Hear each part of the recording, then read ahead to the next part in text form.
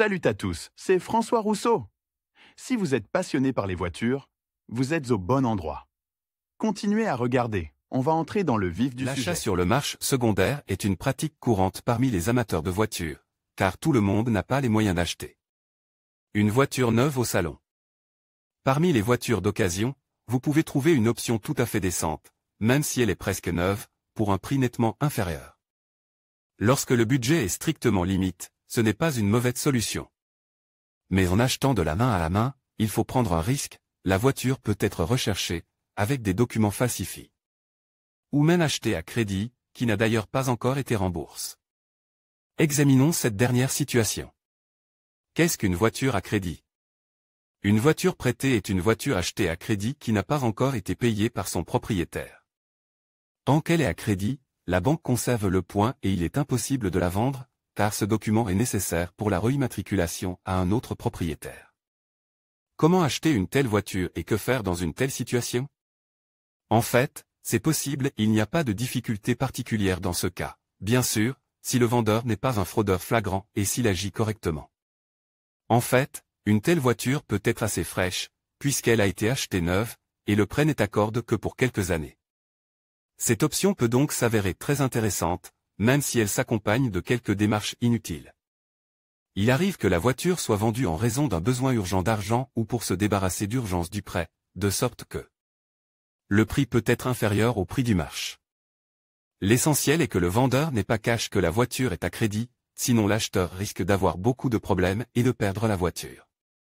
Acheter une voiture à crédit au vendeur. Si le vendeur dit honnêtement que la voiture a été achetée à crédit, qui n'a pas encore été clôturée, vous pouvez agir de différentes manières. Bien entendu, même si le vendeur affirme que tout est en ordre, la vigilance ne nuit pas des informations sur la manière de vérifier.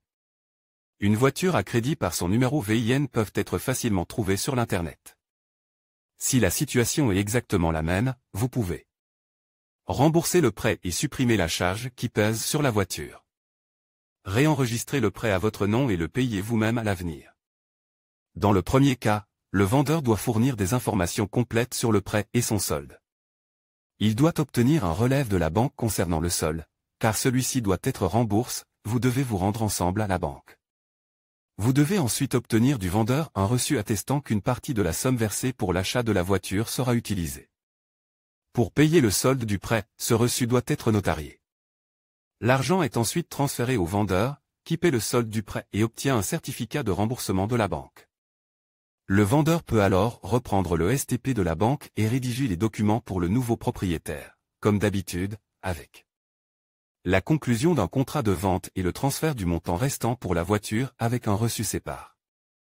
Il convient de garder à l'esprit que le vendeur doit fournir des informations complètes sur le prêt. Il est nécessaire de se rendre personnellement à la banque avec lui et de prendre le certificat, et le transfert de l'argent doit se faire par le biais de reçus notariés. Sinon, on risque de tomber sur un fraudeur et de rester sans rien. Lire aussi, peut faire en cas de réparation de mauvaise qualité et comment rédiger une réclamation en bonne et due forme. Si vous n'avez pas assez d'argent pour acheter une voiture directement au vendeur, avec le solde du prêt de quelqu'un d'autre rembourse. Vous pouvez essayer de vous le réattribuer. C'est plus compliqué dans la mesure où les banques ne le traitent pas de la même manière qu'un remboursement complet. Vous devrez passer par toutes les étapes comme dans le cas d'un prêt ordinaire, convaincre la banque de votre solvabilité, rassembler tous les certificats qu'elle exigera. Si tout se passe bien et que la banque procède à la réémission, le STP vous sera remis pendant un certain temps afin que vous puissiez remettre la voiture à votre nom.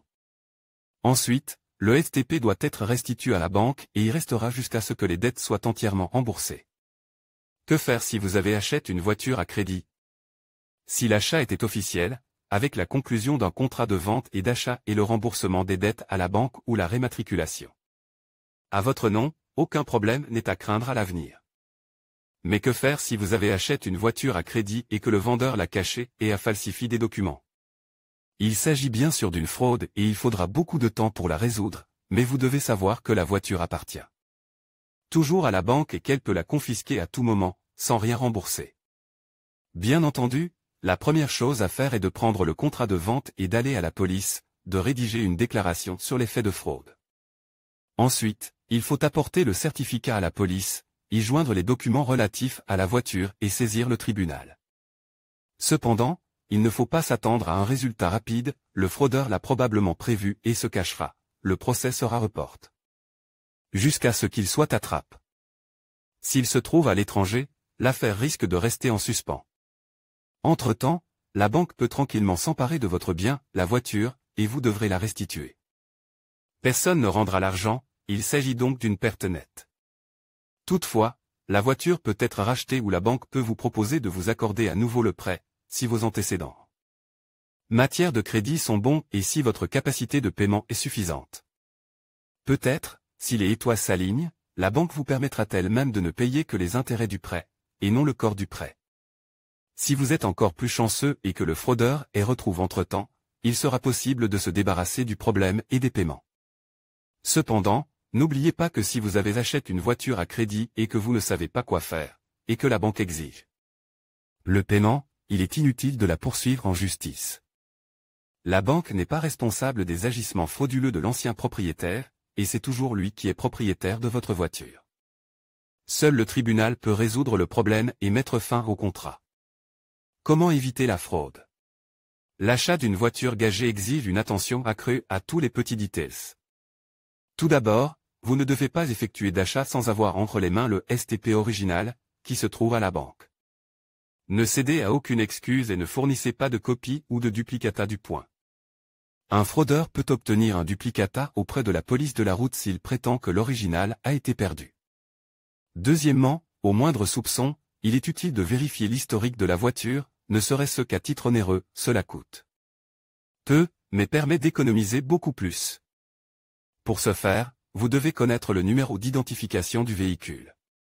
Vous pouvez demander une vérification, par exemple, sur le site web de la Banque centrale ou dans le bureau des antécédents de crédit.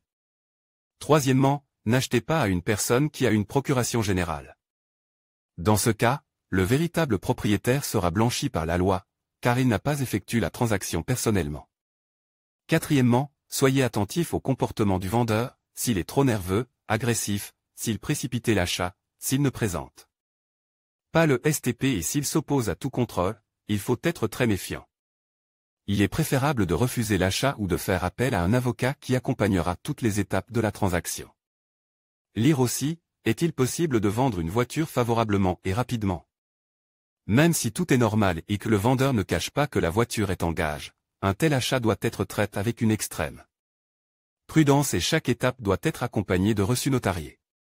En effet, vous serez totalement démuni, même si la banque paie le solde du prêt et que le vendeur refuse immédiatement de vendre la voiture.